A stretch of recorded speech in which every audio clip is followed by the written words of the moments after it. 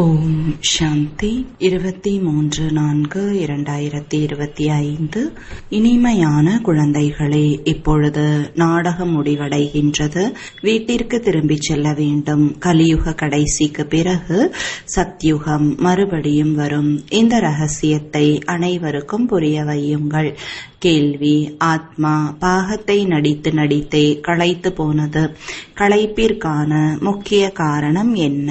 பதில்: அதிக பக்தி செய்து அநேக கோவில்கள் கட்டி பணம் செலவழித்தாயிற்று.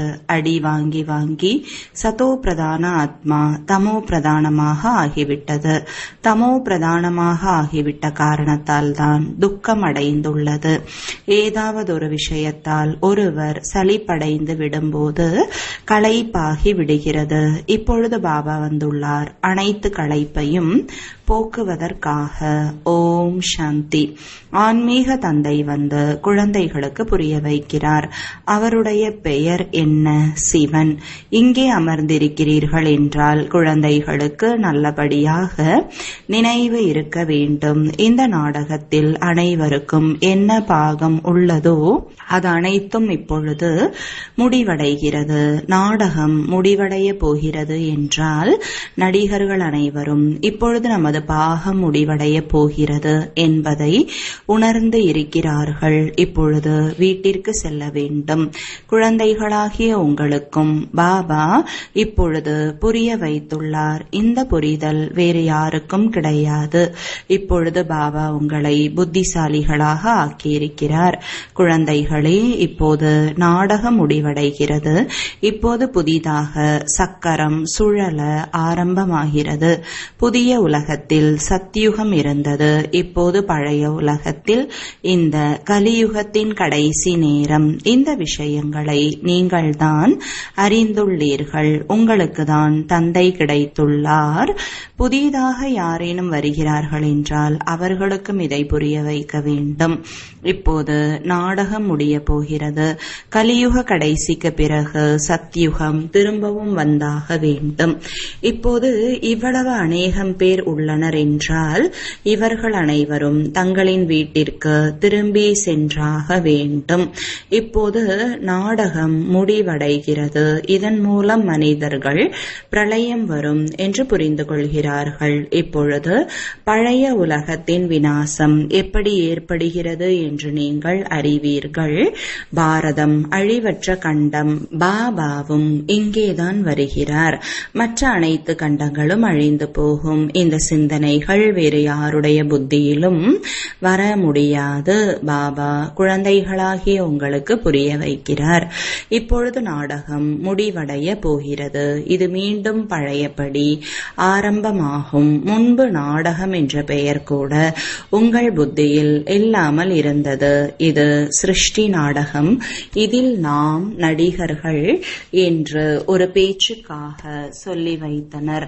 முன்பு நாம் சொல்லும்போது ஷரீரம் என உணர்ந்திருந்தோம். இப்பொழுது பாபா கூறுகிறார், தங்களை ஆத்மா என உணருங்கள் மற்றும் பாபாவை நினைவு செய்யுங்கள். இப்பொழுது நாம் வீட்டிற்கு திரும்பி செல்ல வேண்டும். அது இனிமையான வீடு. அந்த நிராகார உலகத்தில் ஆத்மாக்கள் நாம் வசிக்கிறோம். இந்த ஞானம் எந்த ஒரு மனிதரிடமும் இல்லை. இப்போது நீங்கள் சங்கம யுகத்தில் இருக்கிறீர்கள். இப்போது நாம் வீட்டிற்கு செல்ல வேண்டும் என்று நீங்கள் அறிவீர்கள். பழைய உலகம் அழிந்தது என்றால் பக்தியும் முடிந்தது. முதலில் யார் வருகிறார்கள்? எப்படி இந்த தர்மங்கள் வரிசைப்படியாக வருகின்றன? இந்த விஷயங்கள் எந்த ஒரு சாஸ்திரத்திலும் கிடையாது. இந்த தந்தை புது விஷயங்களை புரிய வைக்கிறார். இதை வேறு யாராலும் புரிய வைக்க முடியாது. பாபாவும் ஒரே ஒரு தடவை வந்து புரிய வைக்கிறார். ஞானக்கடலாகிய தந்தை ஒரு முறைதான் வருகிறார். அதுவும் புதிய உலகத்தின் ஸ்தாபனை மற்றும் பழைய உலகை அழிக்க வேண்டிய சமயத்தில் பாபாவின் நினைவோடு கூடவே இந்த சக்கரமும் புத்தியில் இருக்க வேண்டும். இப்பொழுது நாடகம் முடிவடைகிறது. நாம் வீட்டிற்கு செல்கிறோம். நடிப்பை நடித்து நடித்தே களைத்து போனோம். பணமும் செலவழித்தோம். பக்தி செய்து செய்து நாம் சதோ பிரதானத்திலிருந்து தமோ பிரதானமாக ஆகிவிட்டோம். உலகமே பழையதாக ஆகிவிட்டது. நாடகம் பழையது என சொல்வார்களா? நாடகம் ஒரு பொழுதும் பழையதாக ஆவது இல்லை. நாடகம் என்றும் புதியதாகவே உள்ளது. இது நடந்து கொண்டே இருக்கிறது. மற்றபடி உலகம் பழையதாக ஆகிறது. நடிகர்கள் நாம் தமோ பிரதான துக்கம் நிறைந்தவர்களாக ஆகிவிடுகிறோம். களைத்து போகிறோம். சத்தியுகத்தில் களைத்து போவது இல்லை. எந்த விஷயத்திலும் களைத்து போவதற்கான அல்லது சலிப்படைவதற்கான தேவை இல்லை. இங்கோ அநேக விதமான துன்பங்கள் காணப்படுகின்றன. நீங்கள் அறிவீர்கள், இந்த பழைய உலகம் அழிந்துவிட போகிறது. உறவினர் முதலான யாருடைய நினைவும் வரக்கூடாது. ஒரு தந்தையை மட்டுமே நினைவு செய்ய வேண்டும். இதன் மூலம்தான் பாவ கர்மங்கள் அழியும். பாவ கர்மங்கள் விநாசமாவதற்கான வேறு எந்த ஒரு உபாயமும் கிடையாது. கீதையில் கூட மன்மனாபவ என்ற சொல் உள்ளது. ஆனால் அதன் பொருளை யாராலும் புரிந்து கொள்ள முடியவில்லை. பாபா கூறுகிறார், என்னை நினைவு செய்யுங்கள், ஆஸ்தியை நினைவு செய்யுங்கள். நீங்கள் உலகின் வாரிசாக, அதாவது எஜமானர்களாக இருந்தீர்கள். இப்பொழுது நீங்கள் உலகின் வாரிசாக ஆகிக் கொண்டிருக்கிறீர்கள். ஆகவே எவ்வளவு மகிழ்ச்சி இருக்க வேண்டும். இப்போது நீங்கள் சோழியிலிருந்து வைரமாக ஆகிக் கொண்டிருக்கிறீர்கள். இங்கே நீங்கள் வந்திருப்பதே பாபாவிடமிருந்து ஆஸ்தியை பெறுவதற்காக. நீங்கள் அறிவீர்கள், எப்பொழுது கலைகள் குறைந்து விடுகின்றனவோ அப்பொழுது பூக்களின் தோட்டம் வாடி போகிறது. இப்போது நீங்கள் பூக்களின் தோட்டமாக ஆகிறீர்கள். சத்யுகம் தோட்டம் என்றால் எவ்வளவு அழகாக உள்ளது. பிறகு கொஞ்சம் கொஞ்சமாக கலைகள் குறைந்து கொண்டே போகிறது. 2 கலைகள் குறைந்தன என்றால் தோட்டம் வாடி போனது. இப்போதோ முள் நிறைந்த காடாக ஆகிவிட்டுள்ளது. இப்பொழுது நீங்கள் அறிவீர்கள், உலகத்திற்கு எதுவும் தெரியாது. இந்த ஞானம் உங்களுக்கு கிடைத்துக் கொண்டிருக்கிறது. இது புதிய உலகத்திற்கான புதிய ஞானம். புதிய உலகம் உருவாகிறது. பாபா உருவாக்குகிறார். வந்து சொர்க்கத்தை படையுங்கள் என்று அவரை தான் நினைவு செய்கிறார்கள். சுகதாமத்தை உருவாக்குவீர்கள் என்றால் நிச்சயமாக துக்க உலகம் விநாசமாகும் அல்லவா? பாபா தினம்தோறும் புரிய வைத்துக் கொண்டே இருக்கிறார். அதை தாரணை செய்து பிறகு மற்றவர்களுக்கு புரிய வைக்க வேண்டும். முதலில் முக்கியமான விஷயத்தை புரிய வைக்க வேண்டும். நம்முடைய தந்தை யார்? அவரிடமிருந்து நாம் ஆஸ்தியை அடைய வேண்டும். பக்தி மார்க்கத்திலும் இறை தந்தை என சொல்லி நினைவு செய்கின்றனர். எங்களது துக்கத்தை போக்கி சுகத்தை கொடுங்கள். ஆக குழந்தைகளாகிய உங்களுடைய புத்தியிலும் கூட நினைவு இருக்க வேண்டும். பள்ளிக்கூடத்தில் மாணவர்களின் புத்தியில் ஞானம் உள்ளது. வீடு வாசல் பற்றிய நினைவு அல்ல. மாணவ வாழ்க்கையில் வேலை தொழில்கள் பற்றிய விஷயங்கள் இருப்பது இல்லை. படிப்புதான் நினைவில் இருக்கும். இங்கோ பிறகு காரியங்களை செய்து கொண்டே இல்லற விவகாரங்களில் இருந்தவாறே இந்த படிப்பை படியுங்கள் என பாபா கூறுகிறார். அவ்வாறு இல்லாமல் சந்நியாசிகளைப் போல வீடு வாசலை விட்டுவிடுங்கள் என்று சொல்வது இல்லை. இது ராஜயோகம், இது இல்லற மார்க்கம். உங்களுடையது ஹட்டயோகம் என்று துறவிகளுக்கும் கூட நீங்கள் சொல்ல முடியும். நீங்கள் வீடு வாசலை விட்டுவிடுகிறீர்கள். இங்கே அந்த விஷயம் கிடையாது. இந்த உலகம் அழுக்காக உள்ளது. இதில் என்ன ஈடுபாடு இருக்கும்? ஏழைகள் முதலானவர்கள் எப்படி இருக்கிறார்கள்? பார்க்கும் போதே இதன் மீது வெறுப்பு வருகிறது. வெளியிலிருந்து பார்வையாளர்கள் வருகிறார்கள் என்றால் அவர்களுக்கு மிக நல்ல நல்ல இடங்களை காண்பித்து விடுகிறார்கள். ஏழைகள் முதலானவர்கள் எப்படி அழுக்கில் இருந்து கொண்டிருக்கிறார்கள் அதையெல்லாம் காட்டுவது இல்லை. இது நரகம்தான். அதிலும் வேறுபாடு அதிகம் இல்லை. பணக்காரர்கள் எங்கே வசிக்கிறார்கள்? ஏழைகள் எங்கே வசிக்கிறார்கள்? கர்மங்களின் கணக்கு கணக்கு இருக்கிறது அல்லவா? சத்யுகத்தில் இது போன்ற அழுக்கு இருக்க முடியாது. அங்கேயும் வேறுபாடு உள்ளதல்லவா? சிலர் தங்கத்தால் மாளிகைகளை உருவாக்குகிறார்கள், சிலர் வெள்ளியாலும் உருவாக்குகிறார்கள், சிலர் செங்கலாலும் கட்டுவார்கள். இங்கு எத்தனை கண்டங்கள் உள்ளன? ஓர் ஐரோப்பிய கண்டமே எவ்வளவு பெரியது! அங்கோ நாம் மட்டும்தான் இருப்போம். இதுவும் கூட புத்தியில் இருக்குமானால் எவ்வளவு மகிழ்ச்சி நிறைந்த மனநிலை இருக்கும். மாணவர்களின் புத்தியில் படிப்புதான் நினைவில் இருக்கும். தந்தை மற்றும் ஆஸ்தி என்பது புரிய வைக்கப்பட்டுள்ளது. இன்னும் சிறிது சமயம்தான் உள்ளது.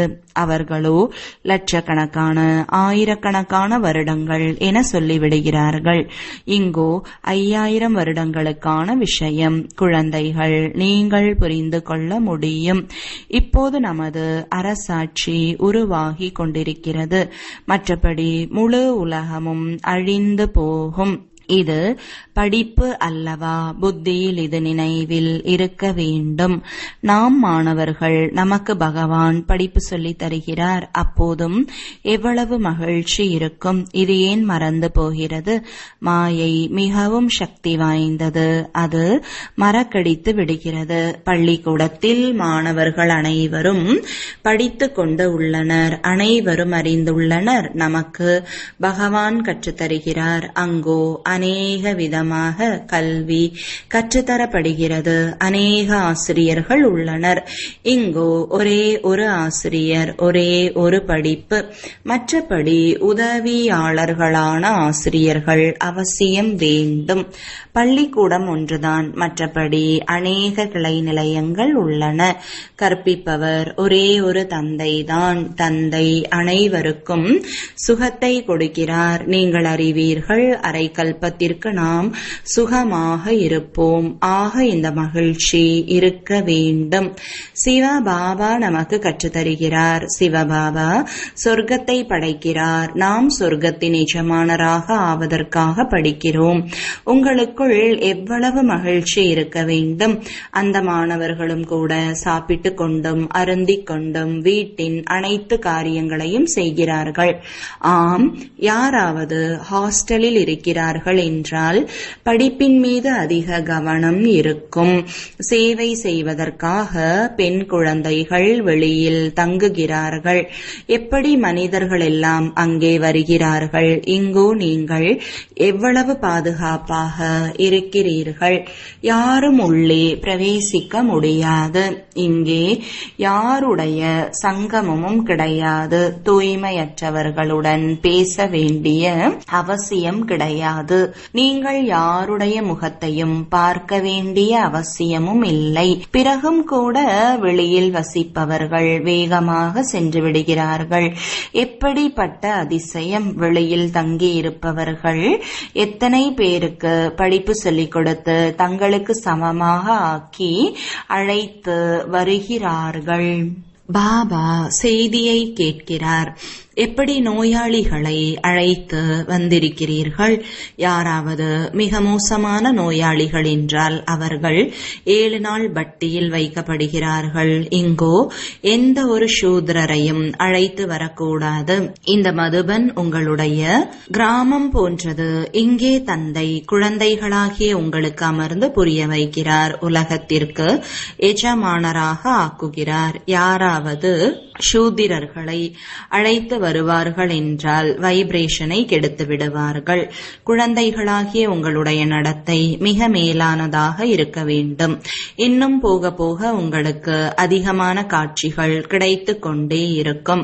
அங்கே என்னென்ன இருக்கும்? மிருகங்களுக்கும் கூட எவ்வளவு நல்லதாக இருக்கும். அனைத்தும் நல்ல பொருட்களாக இருக்கும். சத்யுகத்தின் எந்த ஒரு பொருளும் இங்கே இருக்க முடியாது. உங்களது புத்தியில் நாம் சொர்க்கத்திற்காக பரீட்சையில் தேர்வடைந்து கொண்டிருக்கிறோம். எவ்வளவு படிக்கிறோமோ அவ்வளவு பிறகு மற்றவர்களுக்கும் கற்றுக் கொடுப்போம். ஆசிரியராகி மற்றவர்களுக்கு வழி சொல்கிறார்கள். அனைவரும் ஆசிரியர்கள். அனைவருக்கும் கற்றுக் கொடுக்க வேண்டும். முதலில் தந்தையின் அறிமுகத்தை கொடுத்து சொல்ல வேண்டும். தந்தையிடமிருந்து இந்த ஆஸ்தி கிடைக்கிறது. பாபா கீதையை சொல்லியிருந்தார். கிருஷ்ணர் பாபாவிடம் ஞானத்தை கேட்டு இந்த பதவியை பெற்றுள்ளார். பிரஜாபிதா பிரம்மா இருக்கிறார் என்றால் பிராமணர்களும் கூடவே இருக்க வேண்டும். பிரம்மாவும் சிவபாபாவிடம் படித்துக் கொண்டே இருக்கிறார். இப்பொழுது நீங்கள் விஷ்ணுபுரிக்கு செல்வதற்காக படிக்கிறீர்கள். இது உங்களுடைய அலௌகீக வீடு. லௌகீக, பரலௌகீக, பிறகு அலௌகீக வீடு. புது விஷயம் தானே. பக்தி மார்க்கத்தில் ஒரு பொழுதும் பிரம்மாவை நினைவு செய்வது இல்லை. பிரம்மா பாபா என சொல்வதற்கு யாருக்கும் தோன்றுவது இல்லை. துக்கத்திலிருந்து விடுவியுங்கள் என்று சிவபாபாவை நினைவு செய்கிறார்கள். இவர் பரலௌகீக தந்தை, இவர் பிறகு அலௌகீக தந்தை. இவரை நீங்கள் சூட்சும வதனத்திலும் பார்க்கிறீர்கள், பிறகு இங்கேயும் பார்க்கிறீர்கள். லௌகீக தந்தையோ அவரை இங்கு பார்க்க முடியும். பரலௌகீக தந்தையை பரலோகத்தில்தான் பார்க்க முடியும். இவர் பிறகு அலௌகீக அற்புதமான தந்தை. இந்த அலௌகீக தந்தையை அறிந்து கொள்வதில் குழம்பி போகின்றனர். சிவபாபாவை பற்றி நிராகாரர் என சொல்வார்கள். நீங்கள் சொல்வீர்கள் அவர் ஒரு புள்ளியாக உள்ளார். அவர்களோ அகண்ட ஜோதி அல்லது பிரம்மம் என சொல்லிவிடுகிறார்கள். அநேக வழிமுறைகள் உள்ளன. உங்களுக்கோ ஒரே ஒரு வழிமுறை. ஒருவர் மூலமாக பாபா வழிமுறைகளை தருகிறார். பிறகு எவ்வளவு விருத்தியாகிறது. ஆக குழந்தைகள் உங்கள் புத்தியில் இருக்க வேண்டும். நமக்கு சிவபாபா படிப்பு சொல்லி தருகிறார். தூய்மையற்ற நிலையிலிருந்து தூய்மையாக ஆக்கிக் கொண்டிருக்கிறார். ராவண ராஜ்யத்தில் நிச்சயமாக தூய்மையற்றவர்களாக தமோ பிரதானமாக ஆகியே தீர வேண்டும். பெயரே தூய்மையற்ற உலகம். அனைவரும் துக்கம் நிறைந்தவர்களாக உள்ளனர். பாபா எங்கள் துக்கத்தை நீக்கி சுகத்தை கொடுங்கள். அதனால்தான் பாபாவை நினைவு செய்கிறார்கள். குழந்தைகள் அனைவருக்கும் தந்தை ஒருவர்தான். அவர் அனைவருக்கும் சுகத்தை தருவார். புதிய உலகத்தில் சுகமே சுகம். மற்ற அனைவரும் சாந்தி தாமத்தில் இருப்பார்கள். இது புத்தியில் இருக்க வேண்டும். இப்போது நாம் சாந்தி தாமத்திற்கு செல்ல போகிறோம். எவ்வளவு அருகில் வந்து கொண்டே இருக்கிறீர்களோ அப்போது இன்றைய உலகம் என்பது என்ன, நாளைய உலகம் என்னவாக இருக்கும், அனைத்தையும் பார்த்து கொண்டே இருப்பீர்கள். சொர்க்கத்தின் ராஜ்ய பதவியை அருகில் பார்த்து கொண்டே இருப்பீர்கள். ஆக குழந்தைகளுக்கு முக்கியமான விஷயத்தை புரிய வைக்கிறார். புத்தியில் இது நினைவில் இருக்க வேண்டும். அதாவது நாம் பள்ளிக்கூடத்தில் அமர்ந்துள்ளோம். சிவபாபா இந்த ரதத்தில் சவாரி செய்து வந்துள்ளார். நமக்கு படிப்பு சொல்லித் தருவதற்காக. இவர் பாக்ய ரதம். பாபாவும் ஒரு முறைதான் அவசியம் வருவார். பாக்ய ரதத்தின் பெயர் என்ன என்பது கூட யாருக்கும் தெரியாது. இங்கே குழந்தைகள் நீங்கள் எப்பொழுது பாபாவின் முன்னிலையில் அமர்கிறீர்களோ அப்பொழுது புத்தியில் நினைவில் இருக்க வேண்டும். பாபா வந்துவிட்டார். நமக்கு சிருஷ்டி சக்கரத்தின் ரகசியத்தை சொல்லிக் கொண்டிருக்கிறார். இப்பொழுது நாடகம் முடிவடைகிறது. இப்பொழுது நாம் வீட்டிற்கு செல்ல வேண்டும். இதை புத்தியில் வைப்பது எவ்வளவு சுலபம். ஆனால் இதை கூட நினைவு செய்ய முடிவது இல்லை. இப்பொழுது சக்கரம் முடிவடைகிறது. இப்பொழுது நாம் மீண்டும் புதிய உலகத்திற்கு வந்து பாகத்தை நடிக்க வேண்டும். பிறகு நமக்கு பின்னால் யார் யார் வருவார்கள், இந்த சக்கரம் எப்படி சுழல்கிறது, உலகம் எப்படி விருத்தி அடைகிறது என்று நீங்கள் அறிவீர்கள். புதியதிலிருந்து பழையதாக, பழையதிலிருந்து புதியதாக ஆகிறது. விநாசத்திற்கான ஏற்பாடுகளையும் பார்த்து கொண்டிருக்கிறீர்கள். இயற்கை சேதங்களும் நடைபெற போகின்றன. இவ்வளவு வெடிகுண்டுகளை தயாரித்து வைத்துள்ளனர் என்றால் பயன்படுத்துவதற்காக தானே. வெடிகுண்டுகளால் தான் அழிவிற்கான காரியங்கள் நடைபெறும். அதனால் மனிதர்கள் சண்டையிடுவதற்கான தேவை இல்லாமல் போகும். சேனைகளை பிறகு விடுவித்துக் கொண்டே செல்வார்கள். வெடிகுண்டுகளை மட்டுமே வீசிக்கொண்டே செல்வார்கள். பிறகு இவ்வளவு மனிதர்களும் வேலையை விட்டு சென்று விடுவார்கள். அப்பொழுது பட்டினியால் இறந்து விடுவார்கள் தானே. இவை அனைத்தும் நடக்கப் போகின்றன. பிறகு சிப்பாய் முதலானவர்கள் என்ன செய்வார்கள்? நிலநடுக்கங்கள் நடந்து கொண்டே இருக்கும். வெடிகுண்டுகள் விழுந்து கொண்டே இருக்கும். ஒருவர் மற்றொருவரை கொன்று கொண்டே இருப்பார்கள். இரத்த ஆறு ஓடும் நாடகம் நடக்கப் போகிறது. இங்கு எப்போது அமர்கிறீர்களோ இந்த விஷயங்களை பற்றி சிந்தனை செய்ய வேண்டும். சாந்தி தாமம், சுகதாமத்தை நினைவு செய்யுங்கள். மனதை கேளுங்கள். நமக்கு என்ன நினைவில் இருக்கிறது? பாபாவின் நினைவு இல்லை என்றால் நிச்சயமாக புத்தி எங்கோ அலைகிறது. பாவ கர்மங்கள் அழியாது, பதவியும் குறைந்து போகும். நல்லது. பாபாவின் நினைவு நிற்கவில்லை என்றால் சக்கரத்தை பற்றிய சிந்தனை செய்தாலும் கூட மகிழ்ச்சி அதிகரிக்கும். ஆனால் ஸ்ரீமத் படி நடப்பதில்லை என்றால் பாப்தாதாவின் மனதில் இடம் பிடிக்க முடியாது. சேவை செய்யவில்லை என்றால் அநேகருக்கு தொந்தரவு கொடுத்து கொண்டே இருக்கிறார்கள். சிலரோ அநேகரை தங்களை போல ஆக்கி பாபாவிடம் அழைத்து வருகிறார்கள். ஆக பாபா அதை பார்த்து மகிழ்ச்சி அடைகிறார். நல்லது. இனிமையிலும் இனிமையான தேடி கண்டெடுக்கப்பட்ட செல்லமான குழந்தைகளுக்கு தாயும் தந்தையுமாகிய பாப்தாதாவின் அன்பு நினைவுகள் மற்றும் காலை வணக்கங்கள். ஆன்மீக குழந்தைகளுக்கு ஆன்மீக தந்தையின் வணக்கங்கள். ஆன்மீக தந்தைக்கு ஆன்மீக குழந்தைகளின் அன்பு நினைவுகளும் வணக்கங்களும். தாரணைக்கான முக்கிய சாரம். முதலாவது, எப்பொழுதும் மகிழ்ச்சியாக இருப்பதற்காக புத்தியில் படிப்பு மற்றும் படிப்பை சொல்லித்தரும் பாபாவின் நினைவு இருக்க வேண்டும். உண்ணும் போதும் அருந்தும் போதும் காரியங்கள் அனைத்தையும் செய்து கொண்டும் படிப்பின் மீது முழு கவனம் செலுத்த வேண்டும். இரண்டாவது, பாப் தாதாவின் மனதில் இடம் பிடிப்பதற்கு ஸ்ரீமத் படி அநேகரை தங்களை போல ஆக்கும் சேவை செய்ய வேண்டும். யாரையும் துன்பமடைய செய்யக்கூடாது. வரதானம், அஷரீரி நிலையின் இன்ஜெக்ஷன் மூலம் மனதை கட்டுப்படுத்தக்கூடிய ஒருமுகத்தன்மை உள்ளவராகுக. விளக்கம், தற்காலத்தில் எப்படி ஏதாவது கட்டுப்பாட்டில் வருவது இல்லை என்றால் மிகவும் தொந்தரவுக்கு உள்ளாகி விடுகிறார்கள், ஆவேசப்படுகிறார்கள் அல்லது பைத்தியமாகி விடுகிறார்கள். எனவே அவர்களுக்கு அத்தகைய ஒரு ஊசியை போட்டு விடுகிறார்கள். அதனால் அவர்கள் அமைதியாகி விடுகிறார்கள். அதுபோல சங்கல்ப சக்தி உங்கள் கட்டுப்பாட்டில் வருவது இல்லை என்றால் அஷரீரி நிலையின் இன்ஜெக்ஷன் போட்டுக் கொள்ளுங்கள். பிறகு சங்கல்ப சக்தி வீணாகி போகாது. சுலபமாக ஒருமுகத்தன்மை அமைந்துவிடும். ஆனால் புத்தியின் லகானை பாபாவிடம் கொடுத்துவிட்டு திரும்ப எடுத்துக் கொள்கிறீர்கள் என்றால் மனம் வீண் முயற்சியில் போட்டு விடுகிறது. இப்பொழுது வீண் முயற்சியில் இருந்து விடுபடுங்கள். ஸ்லோகன், தனது மூதாதையர் எனும் சொரூபத்தை நினைவில் வைத்துக் கொண்டு அனைத்து ஆத்மாக்கள் மீதும் இரக்கம் கொள்ளுங்கள். அவ்யக்த சமிஞ்சை, இணைந்த ரூபத்தின் நினைவு மூலம் எப்பொழுதும் வெற்றியாளராகுங்கள். எப்படி ஷரீரம் மற்றும் ஆத்மா இரண்டும் இணைந்து காரியமாற்றுகிறதோ அதுபோல கர்மம் மற்றும் யோகம் இரண்டும் இணைந்திருக்க வேண்டும். காரியம் செய்யும் போது நினைவு மறக்கக்கூடாது மற்றும் நினைவு செய்யும் போது காரியம் மறக்கக்கூடாது. ஏனென்றால் உங்கள் டைட்டிலே கர்ம யோகி. கர்மம் செய்யும் போது நினைவில் இருப்பார்கள். எப்பொழுதும் விலகியும் அன்பானவராகவும் இருப்பார்கள். லேசாகவும் இருப்பார்கள். ஞானம் நிறைந்தவராக இருப்பதுடன் சக்திசாலி நிலையில் இருப்பார்கள். ஞானம் நிறைந்தவர் மற்றும் சக்தி நிறைந்தவர், இந்த இரண்டு நிலைகளும் இணைந்த நிலையில் இருக்க வேண்டும்.